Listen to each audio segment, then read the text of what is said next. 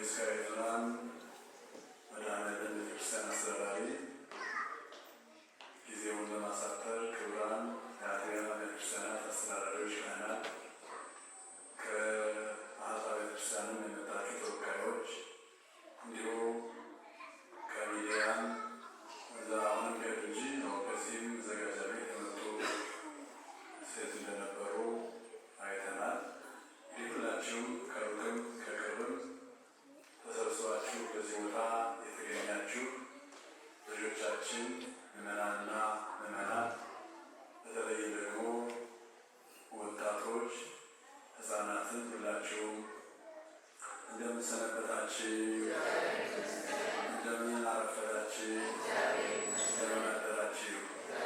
ዛሬ አምላካችን እግዚአብሔር ሁላችንም እስከዚህ ሰዓት ጠብቆ በዚህ ቦታ እንድንሰባሰብና ይህንን በዓል እንድናከብር ስለረዳን ለእሱ ከምስጋና ይግባው። ይህንን ቀን ለማየት የፈለጉ ብዙዎች ነበሩ። ነገር ግን እግዚአብሔር የፈቀደላቸው እግዚአብሔር እስከዚህ ሰዓት እንዲቆዩ እድሜ የጨመረላቸው ይህን ለማየት በቅተዋል። በእርግጥ እንደምናምነው በአጸደ ሥጋ ብቻ ያሉ ሳይሆኑ በአጸደ ነፍስም ያሉ ወገኖቻችን ይህንን ቀን እንደሚያዩት እናምናለን እና በዚህ እንጽናናለን። መዝሙረኛው ዳዊት እግዚአብሔር አምላኩ የሆነለት ሕዝብ ብፁዕ ነው ይላል። እስና ዝም ብሎ የሚሰጥ ቅጽል አይደለም። ሰው እግዚአብሔር አምላኬ ነው፣ እግዚአብሔር ፈጣሪ ነው፣ እርሱ አስገኜ መጋቤ ጠባቂ ነው ሲያምን የሚሰጥ ነው። አሁን በተማርነው ትምህርት እንደሰማነው በተለይ በብሉይ ኪዳን ዘመን ሕዝበ እግዚአብሔር ተብሎ የሚጠራው ወገን ያ በእስራኤል ሀገር የሚኖረው ሕዝብ እንደነበረና ከዚያ ደግሞ ወደ ግብፅ ሄዶ እንደነበረ ከግብፅም ደግሞ ሲወጣም እንደተደረገለት ከዚያ በኋላ ግን ደግሞ እሱ እንዳጠፋ ሰምተናል። ብዙ ሕዝብ ይባል ነበረ፣ የእግዚአብሔር ሕዝብ። ይህንን ቅጽል ያገኘው ይህንን መገለጫ የተሰጠው ዝም ብሎ አይደለም። በተለይ በዚያ ዘመን ብዙ የዓለም ክፍል ከእግዚአብሔር ጋር ተጣልቶ የእግዚአብሔርን ስም ጠልቶ ራሱን አሕዛብ ብሎ ይጠራበት የነበረው ወቅት ስለነበረ ያኛው ወገን ደግሞ ሕዝብ ይባል ነበር።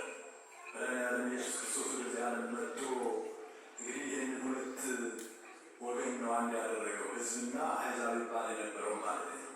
እና ያ ሕዝብ ይባል የነበረው ምልክቱ መታወቂያው ያው ግዝረት እንደነበረ ታውቃላችሁ። ይህ ክብር የተሰጠው ግን እግዚአብሔር ፈጠረው። ከዚያ በኋላ እንግዲህ የተነሱ አበው ቀደምትን እናውቃለን። ብዙ ከነ አብርሃም ከነ ይስሐቅ ከነ ያዕቆብ በፊት ነበሩ።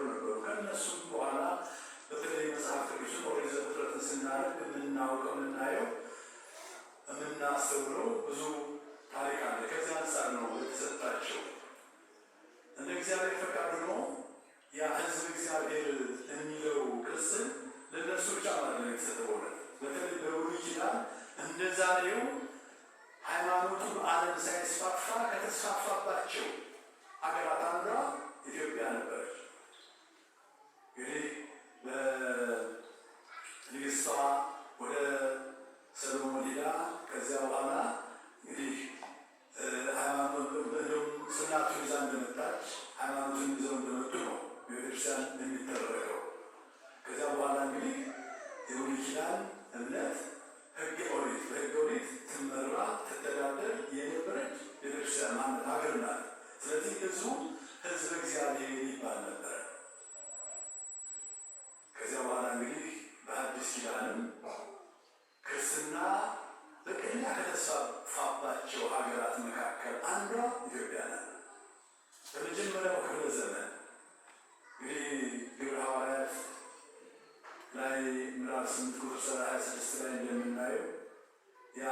ኢትዮጵያዊው ጃንደረባ በፊልጶስ ተጠምቆ ወደ ሀገሩ ገብቶ ክርስትናን ያስተማረባት ሀገር ናት። እንደውም በአራተኛው ክፍለ ዘመን ብዙ ጊዜ ስናነሳ በዚያን ጊዜ ክርስትና ወደ ሀገራችን የገባ ይመስለናል። አይደለም። ክርስትና መዋቅራዊ እንዲሆን የተደረገበት በተለይም ደግሞ ጥምቀት የተስፋፋበት የመጀመሪያው ጳጳስ አባ ሰላማ ከአትናቴዎስ ተሽሞ ወደ ሀገራችን የገባበት ከዚያም ደግሞ በተለይ በየሀገራቱ ይሄዱ በአክሱም፣ በተንባር ማርያም፣ በመርጦ ማርያም፣ በጣና ቂርቆስና በሌሎች እነዚህ አራቱ መናብርት ይባላል። መናብርት ጽዮን በእነሱና በሌሎችም የሀገራችን ክፍሎች ሁሉ ክርስትና የተስፋፋበት ወቅት ነው። ከዚያ በኋላ ደግሞ እንግዲህ ታውቃላችሁ 9 ቅዱሳን መጥተው ገዳማትን ያስፋፉበት እነ ቅዱስ ያሬድ የተነሱበት ከዚያ በኋላ እንግዲህ ነገስታቱ ሳይቀሩ ካህናትና ነገስታት የነበሩበት ሀገር ነው ኢትዮጵያ።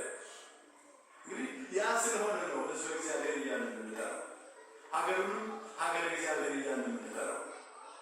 ዝም ብለን የሰጠነው ክርስቶስ አይደለም፣ የሰጠነው መገለጫ አይደለም። ያንን ይዞ መቀጠል ግን ይገባል። እውነት ነው ብዙ ፈተና እንደነበረብን እናውቃለን።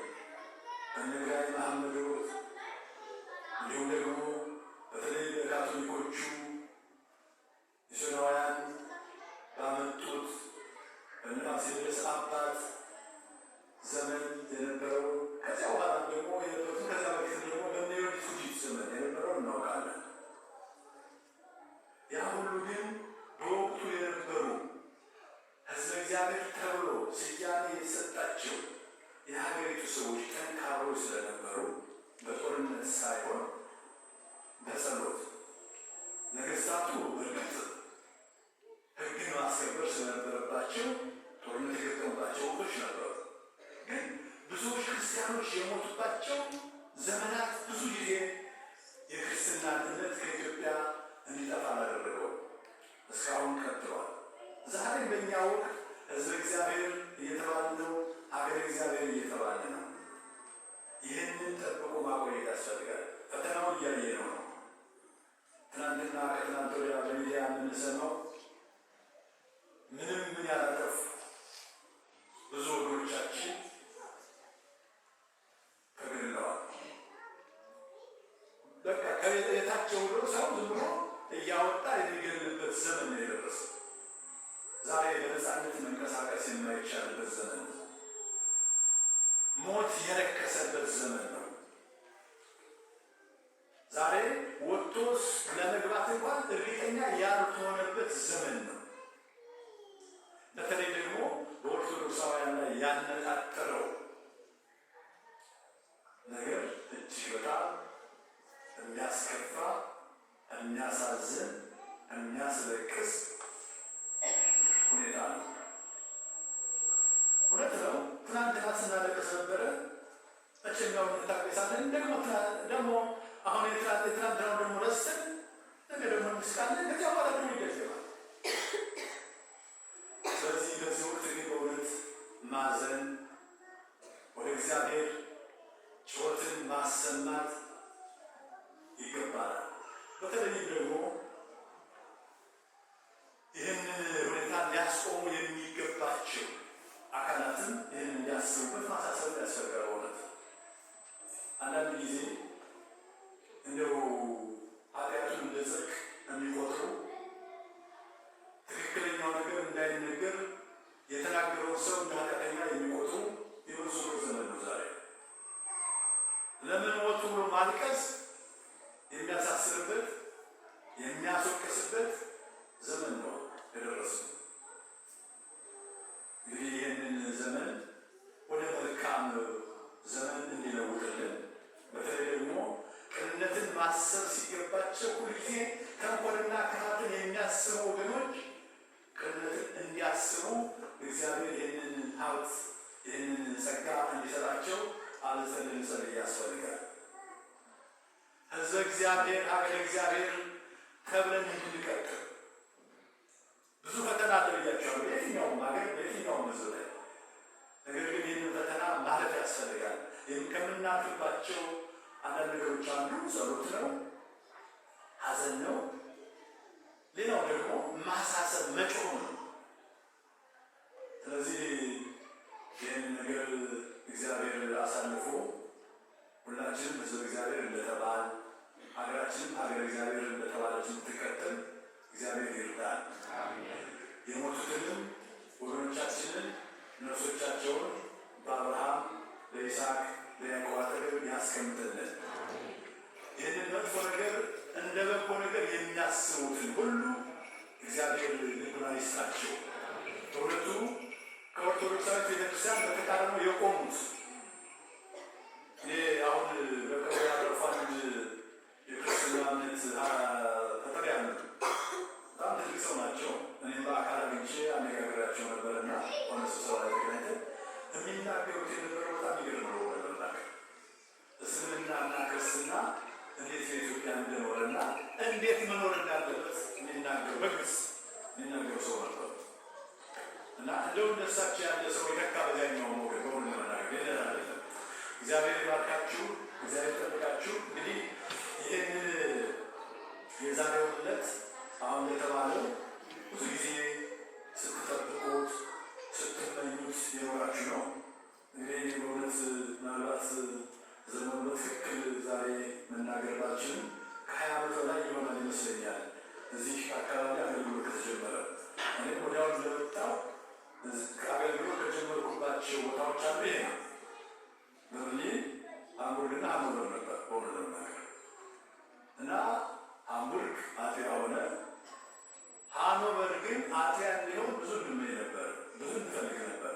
አንዳንድ ጊዜ የበረቱ ሰዎች ይገኙበታል። አንዳንድ ጊዜ ደግሞ በቃ እንዲሁ ወደኋላ የማለት ጠባይ ነበረ እና ያ ነገር እንደው ብዙዎቻችን አባቶች በእውነት ሳያስደስት ኑሯል። እንግዲህ ይሄ ቤተክርስቲያን መጀመሪያው መኖር የኢትዮጵያ ኦርቶዶክስ ተዋሕዶ ቤተክርስቲያን ዛሬ እንግዲህ የመንግስት ኃላፊዎችና የሚዲያ ሰዎች መጥተዋል። ስለዚህ በእውነቱ ለእኛ ብቻ አይደለም ቤተክርስቲያን የተከፈተው ለሁሉም ነው፣ ሁሉንም ይመለከታል። ቤተክርስቲያን በአንዳንድ ጊዜ ኢትዮጵያ ኦርቶዶክስ ተዋሕዶ ቤተክርስቲያን ተብላ ስለተሰየመች ለኢትዮጵያ ብቻ የተሰጠች አስመስለን እንዳናየው። ክርስቶስ የመጣ ለሁሉም ነው። እንደውም ወደ ወገኖቹ መጣ፣ ወገኖቹ ግን አልተቀበሉትም ተብሎ ነው የተነገረው አይደለ? ለእስራኤላውያን እኮ ብቻ ነው የመጣ። ለእስራኤላውያን ተወለደ ሲባል አይደለም፣ ለዓለም ነው። ስለዚህ የኢትዮጵያ ኦርቶዶክስ ተዋሕዶ ቤተክርስቲያን ለዓለም ነው፣ ለጀርመናውያንም፣ ለዚህ ሀገር ላሉ ወገኖችም ለሁሉም ነው እና ሁሉንም ማዳረስ እንድንችል እንግዲህ ትጋት ሊኖረን ይገባል። በእውነቱ በዚህ የተገኛችሁ አባቶች፣ ካህናት፣ ዲያቆናቱ፣ ምዕመናን ሁላችሁ እግዚአብሔር ይባርካችሁ፣ እግዚአብሔር ይጠብቃችሁ። ከሩ ጊዜ ተባረከ ተቀደሰ ያደርግልን። ይህን ያህል ቆማለሁ ብዬ አላሰብኩም ነበር።